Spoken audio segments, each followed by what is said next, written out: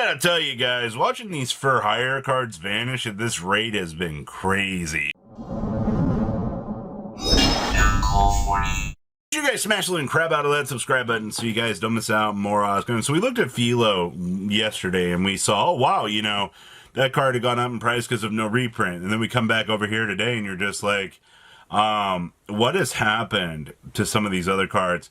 Beat does not exist on the market. The secret rare for this, the last known buyout copy of this, got slammed off the market at not only one of the craziest price points I have seen, but it got wiped out at $28.99. Isn't that frickin' wild? Meanwhile, Mayhem for Hire is hitting $14. And then the reprint beat, this is where this gets even funnier to me. These are officially at basically $20 for the reprints. Whatever somebody believes they have figured out here is oh my god, somebody actually spent $29.99 to pick up some copies of these from $20. Whoever thinks that they have cracked the formula for hire, I'm gonna clap for you, man. The kickback on the market for this is some of the craziest that I have ever actually seen. And it really sets an interesting stage for what's to come. Now, I mean, we already looked at Philo. These are still $4. But then you bump down below that and you're like, where does the rest of this stuff go? Well, it looks like Raphael's have actually bumped up a little bit. I mean, you're writing about $3-ish a piece, which is not too terrible. It looks like commons are still about sub $1. And then you get some of the more specific ones like Wheeze that are still money. You can also get a common Mayhem for Hire for 33 cents. 33 cents? Or $20. One of these things is not quite like the other in terms of market push and things like that. So that's the whole for hire situation is interesting, but once again, I mean, it's not like we didn't have months to prepare for this just to kind of get ahead of the curve. I find that, you know, a little bit interesting. There's been some movements on some of these Red Eyes cards. So Red Eyes Alternative Black Dragon from the 2019 tins. For those of you that have not been paying attention to these are actually actively starting to push up to about the $3 to $4 range. Now, it has taken about 7 years for this to actually happen, but let's call it what it is at this stage. These actually have been selling. That's kind of interesting. I mean, you have to tribute a Red Eyes monster from the hand or field to even be able to get this thing out. And then at that point, I mean, it's not even like crazily worth it. It's just these are some of the last arts that I believe we had from Kazuki. So, you know, kind of keep that in mind. Red Eyes Black Dragon from the tins also has been kind of experiencing a little bit of an uptick. I mean, these are $4 to $5 a copy, which once again isn't too crazy, but take a look at things here, man. You know, your last sale was $6, and then, you know, they've been rotating in and out every few days. I would highly recommend keeping an eye on some of these Red Eyes cards. I've been actually having gold rares purchased out of my inventory in the last couple weeks, which was kind of crazy to see, actually. But I don't know. We talk about like the niche rarities on these things. They've not really shown any real pickup as of late, and I feel like this is the first time in a while that we've actually seen that. Ancient Gear Wyvern. The normal or special add an Ancient Gear, and then you cannot set cards for the rest of this turn. I mean, as much as that sounds very lovely, this is going to be your Rhoda, and your Rhoda is actually costing you $3 to $4. This is a common. All right, let's go check the other versions of this. Surely it can't be that bad. Oh boy, market price at $7. Maybe surely, yeah, these are like $6 to $7 a copy at the moment. Well, everybody, if you were actually thinking about wanting to build Ancient Gears at this point in time, it seems all fun and dandy, and you know, sure, it would have been exciting, but unfortunately we now have hit the wall on Copium here, and you're not going to be able to afford, these cards in a cheap capacity. A deck like Ancient Gears shouldn't have the statue costing money, and now you've got the Ancient Gear Wyvern that's also costing money on top of this to build a tier 3, tier 4 deck. Like, that's kind of ridiculous. Tessera, the primal squire.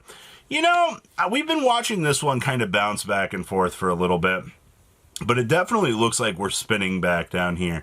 It was earlier in the week, last week, these were borderlining $1, and we've already started to see the fall back down for this, which is good, actually. I was a little bit worried about this, but as you can see, you had some sell at 98, some 73 centers. You had a bunch sell, European English copies sell for 75 cents a piece. They took a big chunk of them off the market, but over the last week or so, play sets have been rotating, and the card actually is falling back down in its price point. So I actually think that that's not too terrible to think about. Sophia, the goddess of rebirth. All that Clown Crew hype that we had coming through that just made this card go crazy. Well, here's the thing. Blazing Dominion releases this weekend. In Japan. This is one of the few times that I think that we have to make a decision here on this. If we think that Japan is going to see results with this card over the weekend, this card is probably going to shoot back up in price and is going to double. If it doesn't provide any results, it's going to bottom back out. This is what we like to call the coin flip scenario. All right. And at this point in time, I think it's more than likely not going to show results because it is a pretty big dedication. But if somebody were to consistently figure this out, this card instantly gets banned for what it is, hopefully. But in terms of your sales data, they have been moving, honestly. A few people have said, yeah, let's do this. I don't really blame them. This is something really cool. This got dropped in our Discord. The Landia the Gold Fang, one actually just sold at best offer for under $2,000. Now, for those of you that don't remember, these are the former replicas that have existed for these. I used to have all of these. I regret getting rid of them, but this is just a collector's item that you could get throughout the years, and they were truly amazing cards. There's not much else in terms of detail I can really give you on these. I do think, however, though, collector's items like this are only going to become harder and harder to get as the years go by. Destiny Hero Malicious DLG1 Edition. I am kind of surprised to see, but once again, we're dealing with niche rarities at this point. You're dealing with a side set of something that, was a little bit more niche over the years. So you start to see, $24 a copy. Why is that? Niche. All right. It doesn't matter, if it's a near mint copy or not. It's near mint and it's from said extra set. Moray of Greed, Astro Pack 1 near mints. These are actually kind of scary right now. These are 8 jumping on up to 13 on up to $33. Can't say that I expected that, but it's not surprising because the pod collection versions are like $24. So, we do have some little bumps up here. The last little couple minutes I want to talk about here.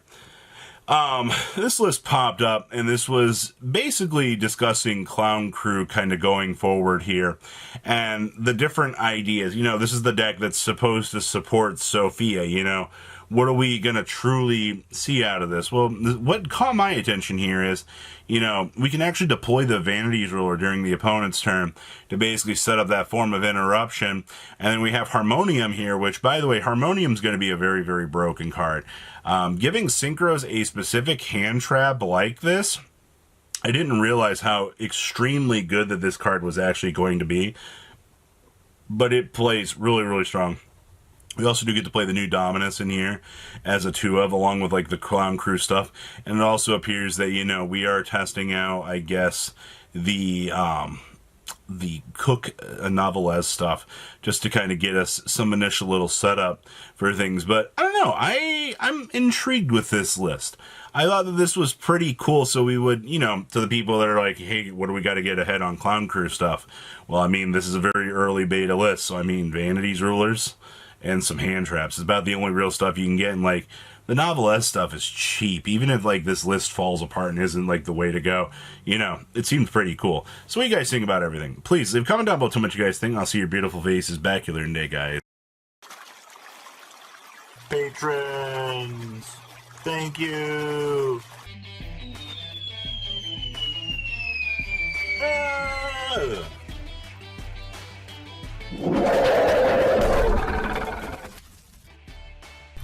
Thank you so much for watching. Check out these other videos.